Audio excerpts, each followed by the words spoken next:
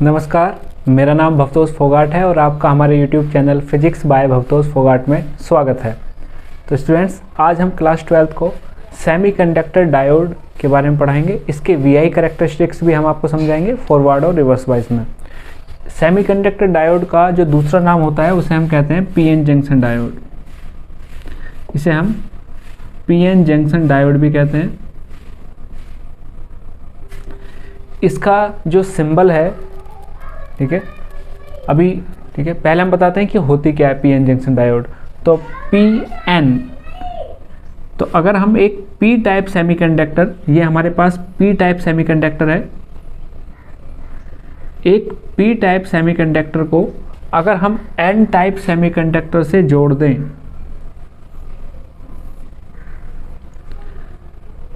N type और P type हमने पढ़ा है पिछले वीडियोस में कि किस तरह बनते हैं, तो आप वहाँ पे जाके देख सकते हो।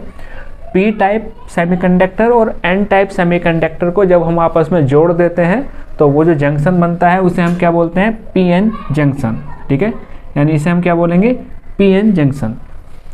अब P टाइप सेमीकंडक्टर में क्या होता है? P टाइप सेमीकंडक्टर में होल्स यानी कि एब्सेंस ऑफ इलेक्ट्रॉन्स, जिसे हम कहते हैं होल्स, अधिक मात्रा में होते हैं। और जो N टाइप सेमीकंडक्टर होता है उसमें इलेक्ट्रॉन्स की संख्या ज़्यादा होती है। P टाइप और N टाइप कैसे बनते हैं ये आप हमारी पिछली वीडियो में देख सकते हो। तो अब क्या होता है, इधर इन पे पॉजिटिव चार्ज, यहाँ पे नेगेटिव चार्ज, तो क्या होगा? अट्रैक्ट करेंगे।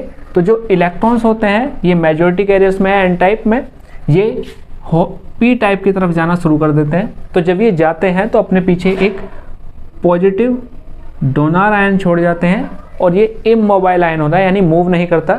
इसी तरह जब ये वाला जाएगा तो ये एक पॉजिटिव आयन यहाँ पे छोड़ देगा, ऐसे ही ये पॉजिटिव डोनर आयन और ये वाला पॉजिटिव डोनर। इसी तरह जब होल्स इधर जाएंगे तो ये यहाँ पे एक नेगेटिव आयन छोड़ जाएंगे।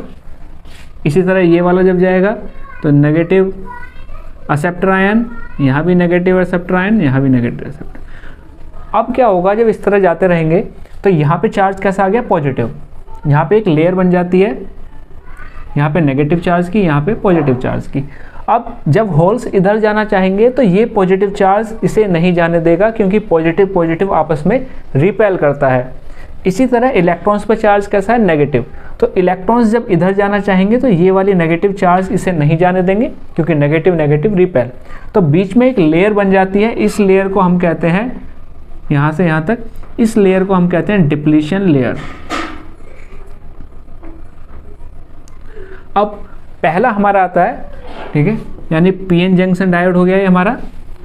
इसका सिंबल अगर हम देखें तो इसका सिंबल होता है इस तरह से, ये इसका सिंबल है। तो ये जो आपको दिखाई देगा तीर, ठीक है, इस तरह एरो, ये दिखाता है P को। और ये जो बार आपको दिखाई दे रहा है यहाँ पे, इसके सामने एक बार लगा हुआ है, ये बार दिखाता है N को। ठीक है, तो ये PN जंक्शन डायोड का एक सिंबल हो गया। तो हम इसका भी इस्तेमाल कर सकते हैं और इसका भी। अब इसके फंक्शन की बात करते हैं तो पहली इसका कंडीशन होती है नो बाइस, मतलब हमने इस पर कोई भी इलेक्ट्रिक फील्ड या बैटरी नहीं लगाई है। तो क्या होगा, ऐसे मानो इसको हमने किसी बेंच पर रख दिया हो। तो अगर हम किसी बेंच पर एक डायोड को रख दें तो उसके अंदर कोई करंट पास नहीं होगा। तो जब कोई भी बाइस नहीं होता तो करंट क्या होता है? 0। अब आपके सिलेबस में है फॉरवर्ड बाइस और रिवर्स बाइस। तो हम बात करते हैं कि फॉरवर्ड बाइस क्या होता है और रिवर्स बाइस क्या होता है। तो पहली कंडीशन हम लेते हैं फॉरवर्ड बाइस की।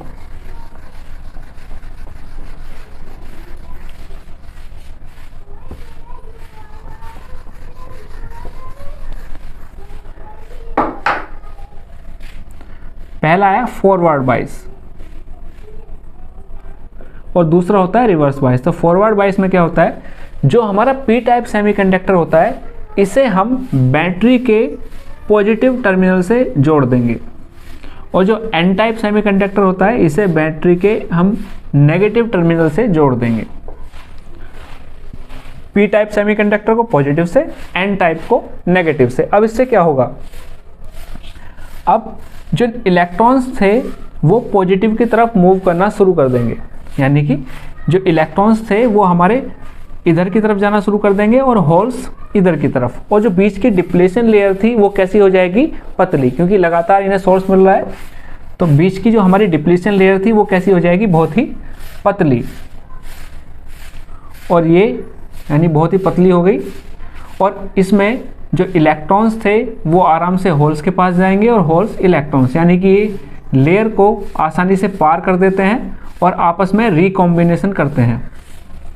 इलेक्ट्रॉन्स नेगेटिव चार्ज है तो किधर जाना शुरू कर दिया, पॉजिटिव टर्मिनल की तरफ। होल्स पॉजिटिव चार्ज था, किधर जाना शुरू कर दिया, नेगेटिव टर्मिनल की तरफ।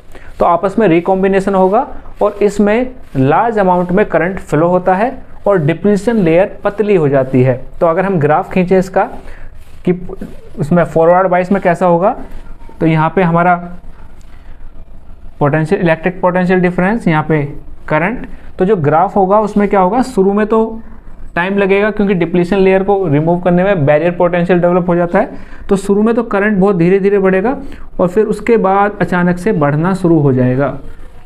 ये है हमारा ग्राफ फॉरवर्ड बाइस में, यानी शुरू में यहाँ से स्टार्टिंग की, शुरू में करंट धीरे धीरे बढ़ेगा, यानी पोटेंशियल डिफरेंस बढ़ रहा है लेकिन करंट बहुत धीरे बढ़ेगा क्योंकि बीच की जो डिप्लीशन लेयर थी उसमें टाइम लग जाएगा उसे हटाने में, ठीक है। उसके बाद ये लीनियरली मूव करना शुरू कर देगा। तो ये था हमारा फॉरवर्ड बाइस। तो आपको ध्यान रखना है फॉरवर्ड बाइस में क्या होता है, पी टाइप सेमीकंडक्टर को पॉजिटिव टर्मिनल से, एन टाइप सेमीकंडक्टर को नेगेटिव टर्मिनल से जोड़ते हैं। तो जो इलेक्ट्रॉन्स होते हैं वो बैटरी के पॉजिटिव टर्मिनल की तरफ मूव करेंगे और जो होल्स होते हैं इनका चार्ज पॉजिटिव होता है तो ये बैटरी के नेगेटिव टर्मिनल की तरफ मूव करेंगे। तो आपस में क्या होगा, रिकॉम्बिनेशन होगा, जिसकी वजह से लार्ज अमाउंट में करंट फ्लो होता है और डिप्लीशन लेयर पतली हो जाती है। और ग्राफ किस तरह का होगा इनका फॉरवर्ड बाइस में, शुरू में थोड़ा टाइम लगेगा बैरियर पोटेंशियल को कम करने में, उसके बाद करंट लीनियरली बढ़ना शुरू हो जाता है। और ये ग्राफ की जो वैल्यू होती है कि किस वैल्यू पे बढ़ना शुरू होगा उसे कहते हैं नी वोल्टेज, ठीक है, इसे हम नी वोल्टेज बोलते हैं। और ये हर एक सेमीकंडक्टर मटेरियल्स के लिए अलग अलग होती है। अब बात करते हैं रिवर्स बाइस की। रिवर्स बाइस में क्या होता है, रिवर्स बाइस में उल्टा हो जाता है। इसमें बैटरी का जो पॉजिटिव टर्मिनल है, बैटरी के पॉजिटिव टर्मिनल को हम मतलब पी टाइप सेमीकंडक्टर को बैटरी के नेगेटिव टर्मिनल से जोड़ देंगे और जो एन टाइप सेमीकंडक्टर है इसे बैटरी के पॉजिटिव टर्मिनल से जोड़ देंगे। तो अब क्या होगा, इलेक्ट्रॉन्स जो पहले पॉजिटिव टर्मिनल की तरफ जा रहे थे अब पॉजिटिव टर्मिनल कितना आ गया, इधर की तरफ ही, तो इलेक्ट्रॉन्स अपोजिट डायरेक्शन में मूव करना शुरू कर देंगे। होल्स पॉजिटिव चार्ज था, होल्स नेगेटिव टर्मिनल की तरफ मूव करेंगे तो ये भी अपोजिट डायरेक्शन में मूव करना शुरू कर देंगे। पहले आपस में एक दूसरे की तरफ जा रहे थे, रिकॉम्बिनेशन हो रहा था तो करंट फ्लो हो रहा था, लेकिन अब क्या होगा, क्योंकि अपोजिट डायरेक्शन में जा रहे हैं तो रिकॉम्बिनेशन नहीं होगा और ये जो बीच की लेयर है ये फिर से बड़ी हो जाएगी, ठीक है, डिप्लीशन लेयर कैसी हो गई, बड़ी हो गई, ठीक है। तो इसमें करंट क्या हो गया, ना होने की संभावना है, लेकिन फिर भी कुछ होल्स और इलेक्ट्रॉन्स ये पार कर जाते हैं। जिस तरह से आतंकवादी, ठीक है, बॉर्डर पे घुस ही जाते हैं, ठीक है, कश्मीर से कुछ फ़ायदा उठा के या किसी भी तरह, एक आध तो आ ही जाता है इधर उधर से, तो ऐसे ही एक आध इलेक्ट्रॉन या होल्स ये बीच की डिप्लीशन लेयर पार कर ही जाते हैं और इनमें एक स्मॉल करंट फ्लो होता है, ठीक है। तो यानी इसमें करंट कैसा होता है, बहुत ही स्मॉल, लेकिन अगर हम इसे बढ़ाते रहें, ठीक है, तो करंट कैसा होता है, इसका ग्राफ आप देखोगे रिवर्स बाइस में, तो करंट कैसा होता है, बहुत ही थोड़ा थोड़ा, ठीक है, बहुत ही जरा जरा सा करंट फ्लो होता है, बहुत ही मामूली सा। लेकिन अगर हम रिवर्स बाइस को लगातार बढ़ाते रहें तो एक कंडीशन ऐसी आएगी कि करंट अचानक से तेज़ी से बढ़ जाता है और यहाँ पे हमारा सिस्टम डैमेज हो जाता है, ठीक है, पूरी तरह फूक जाता है, ब्रेक डाउन हो जाता है, ठीक है, इसे कहते हैं ब्रेक डाउन। इस वोल्टेज को हम कहते हैं ब्रेक डाउन वोल्टेज, ठीक है, ये ब्रेक डाउन वोल्टेज होती है। तो रिवर्स बाइस में क्या हुआ, हमने पी टाइप सेमीकंडक्टर को नेगेटिव टर्मिनल से जोड़ दिया और एन टाइप सेमीकंडक्टर को पॉजिटिव टर्मिनल से जोड़ दिया बैटरी के, तो क्या हुआ, इन्होंने अपोजिट डायरेक्शन में मूव करना शुरू कर दिया, जिसकी वजह से रिकॉम्बिनेशन हमारा ख़त्म हो गया और करंट नहीं रहा। लेकिन फिर भी कुछ इलेक्ट्रॉन्स और होल्स इसको डिप्लीशन लेयर को पार कर जाएंगे, डिप्लीशन लेयर इसमें बढ़ जाएगी और जो पार करेंगे उसकी वजह से जो करंट फ्लो होता है उसे हम कहते हैं रिवर्स सैचुरेशन करंट। और अगर हम रिवर्स वोल्टेज को बढ़ाते रहेंगे तो क्या होगा, अचानक से एक पॉइंट आएगा, यानी इस वैल्यू पे सिस्टम ब्रेक डाउन हो जाएगा।